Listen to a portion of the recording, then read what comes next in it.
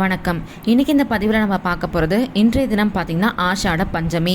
ஆஷாட பஞ்சமி அப்படிங்கிறது பார்த்தீங்கன்னா ரொம்பவே விசேஷமான பஞ்சமி. ஆனி மாதத்தில் வரக்கூடிய பஞ்சமியை தான் நம்ம ஆஷாட பஞ்சமி அப்படின்னு சொல்லுவோம். பொதுவாகவே பஞ்சமி அப்படிங்கிறது பார்த்தீங்கன்னா வாராகி அம்மனுக்கு உரிய வழிபாட்டு திதியாக சொல்லப்படுது. அதுலேயும் பார்த்தீங்கன்னா குறிப்பாக ஆனி மாதத்தில் வரக்கூடிய பஞ்சமி அப்படிங்கிறது வாராகி அம்மன் அவதரித்த தினமாக கருதப்படுது. அதனால இன்றைய தினம் நம்ம வாராகி அம்மனை நினைச்சு செய்யக்கூடிய எந்த ஒரு காரியமா இருந்தாலுமே சரி, அதுல நமக்கு பல மடங்கு நன்மைகளான உண்டாகும். அதனால இந்த ஆஷாட பஞ்சமியில நம்ம செய்யக்கூடிய ஒரு எளிமையான பரிகாரத்தை தான் நம்ம பார்க்க போறோம். நான் ஏற்கனவே நம்ம சேனல்ல ஆஷாட பஞ்சமியுடைய சிறப்புகள் பத்தியும் இந்த ஆஷாட பஞ்சமியில நவதானிய கோலம் பத்தியும் நேத்து நம்ம சேனல்ல ஒரு பதிவு கொடுத்திருக்கேன். அதுக்கான லிங்க் நான் கீழே இருக்க டிஸ்கிரிப்ஷன் பாக்ஸ்லயும் மேல இருக்க ஐ கார்ட்லயும் தரேன். ஒருவேளை நீங்க பார்க்கலன்னா அதை பாருங்க.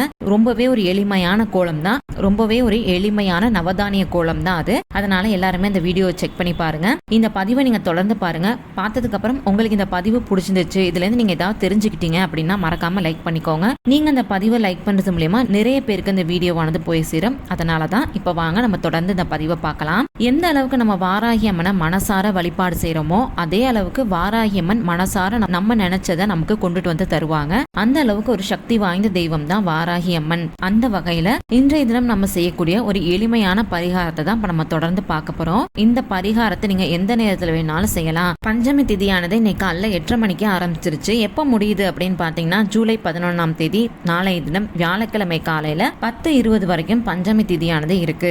அதுக்கப்புறம் சஷ்டி திதி ஆரம்பிச்சிரும். அதனால இந்த பஞ்சமி திதி இருக்கக்கூடிய நேரத்துல மட்டும் இதை நீங்க செஞ்சிருங்க. எந்த நேரத்துல வசதியோ அதை நீங்க தேர்ந்தெடுத்துக்கோங்க. இந்த பரிகாரம் செய்யறதுக்கு முன்னாடி உங்க வீட்டு பூஜை அறையில விளக்கேத்தி வச்சுக்கோங்க. விளக்கேத்தி வச்சுட்டு வாராகி அம்மனை மனசார வேண்டிக்கோங்க. அதுக்கப்புறம் ஒரு கண்ணாடி பாட்டில எடுத்து அதுல 11 ஏலக்காய், 11 1 ரூபாய் நாணயங்கள், ஒரு ஜாதிக்காய், ஒரு விரலி மஞ்சள், ஒரு துண்டு பச்சை கற்பூரம், இது எல்லாத்தையும் சேர்த்து அந்த கண்ணாடி பாட்டில இறுக்கமா மூடி போட்டு மூடிருங்க. மூடினதுக்கு அப்புறம் அதை நீங்க அப்படியே கொண்டுட்டு போய் உங்க சமையல் அறையில நீங்க அரிசி கொட்டி வச்சிருப்பீங்கல்ல ஒரு பாத்திரம், அந்த பாத்திரத்துக்குள்ளார இதை நீங்க கொண்டு போய் அப்படியே வச்சிருங்க. இது கண்ணாடி பாட்டில் அப்படிங்கறதுனால இதனால உங்களுக்கு எந்த ஒரு கெடுதலுமே வராது. அதை நீங்க அப்படியே உங்களுடைய அரிசி டப்பால போட்டு வச்சிருங்க. அந்த கண்ணாடி பாட்டில பாத்தீங்கன்னா அடுத்த மாதம் வரக்கூடிய வளர்பிறை பஞ்சமி திதி அன்னைக்கு தான் நீங்க அதுல இருந்து எடுக்கணும். அது வரைக்கும் அது அந்த அரிசி டப்பால அப்படியே இருக்கட்டும். அடுத்த மாதம் வரக்கூடிய பஞ்சமி திதியில அந்த பாட்டில் எடுத்து அதுல இருக்கக்கூடிய 1 ரூபாய் நாணயங்களை ஏதாவது ஒரு அம்மன் கோவில் உண்டியல நீங்க கொண்டு போய் போட்டுடலாம். ஒருவேளை உங்க வீட்டு பக்கத்துல வாராகி அம்மனுடைய கோவில் இருக்கு அப்படிங்கிற பட்சத்துல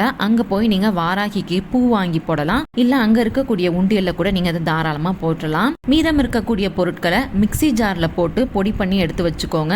அதுல நான் ஜாதிக்காய் சொல்லியிருக்கேன். அந்த ஜாதிக்காயை நீங்க அப்படியே மிக்சியில போட்டு அரைச்சிடாதீங்க. நல்லா குட்டி குட்டியா உடைச்சிட்டு அதுக்கப்புறம் மிக்சியில போட்டு அரைச்சுக்கோங்க.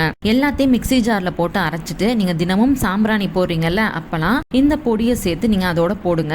இதை நீங்க செய்யறப்ப உங்க வீட்டுல இருக்கக்கூடிய தரித்திர நிலை நீங்கி வறுமை நிலையும் சேர்ந்து நீங்கும். செல்வ செழிப்பு அப்படிங்கிறது அதிகமாகும். அது மட்டும் இல்லாம சாப்பாட்டுக்கு பஞ்சம் அப்படிங்கிறது வரவே வராது. நம்ம சம்பாதிக்கிறது எதுக்கு அப்படின்னு பாத்தீங்கன்னா வயிறார சாப்பிடுறதுக்காக மட்டும்தான். அதனால இந்த பரிகாரத்தை நம்ம செய்யறப்ப நமக்கு சாப்பாட்டுல பஞ்சம் அப்படிங்கிறது வரவே வராது. இது ரொம்பவே ஒரு எளிமையான பரிகாரம் தான் இல்லையா? நம்ம இதை செய்யறது மூலமா நமக்கு நல்லது நடக்கும் அப்படிங்கிற பட்சத்துல நம்ம இதையுமே முயற்சி பண்ணி பார்க்கலாம். இன்னைக்கு இந்த பதிவுல நம்மளுடைய வறுமை நிலை நீங்கிறதுக்கு வாராகி அம்மனுக்கு செய்ய வேண்டிய ஒரு எளிமையான பரிகாரம் பத்தி பார்த்தோம். உங்களுக்கு இந்த பதிவு பயனுள்ளதா இருந்துச்சு, இதுல இருந்து நீங்க ஏதாவது கொஞ்சமாவது தெரிஞ்சுக்கிட்டீங்க அப்படின்னு நினைச்சீங்கன்னா மறக்காம லைக் பண்ணிக்கோங்க. இந்த பதிவை நீங்க அந்த பதிவை லைக் பண்றது மூலமா நிறைய பேருக்கு இந்த வீடியோவானது போய் சேரும். பாக்குறவங்களுக்கும் இந்த பதிவு பயனுள்ளதா இருக்கும் இல்லையா? அதனால முடிஞ்ச வரைக்கும் லைக் பண்ணிக்கோங்க. உங்களுக்கு ஆன்மீகம் சம்பந்தப்பட்ட தகவல்கள் பிடிக்கும் அப்படின்னா நம்ம சேனலை மறக்காம சப்ஸ்கிரைப் பண்ணிக்கோங்க. நீங்க நம்ம சேனலை சப்ஸ்கிரைப் பண்றது எனக்கு அடுத்தடுத்த வீடியோஸ் கொடுக்கறதுக்கு ரொம்பவே ஒரு ஊக்கத்தை தரும். நன்றி, வணக்கம்.